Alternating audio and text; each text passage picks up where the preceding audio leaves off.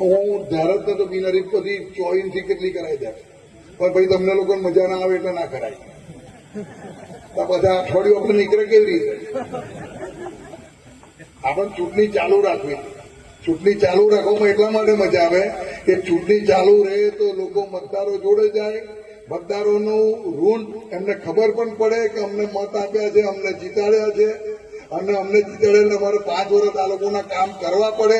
એટલા માટે નેતાના 24માં તો કેટલાય કાઢનાર હોમેથી આવીને કહેતા હતા ગોઠવી આલો હાવલીમાં જ રાગણા તો અંકિત ને ખાલી જ મેં વિચાર્યું, મેં પછી વિચાર્યા અને શું કરો એક બાજુ કર્યું, ખંડિત જ નથી કરવાનું, ચાલુ જ રાખવાનું.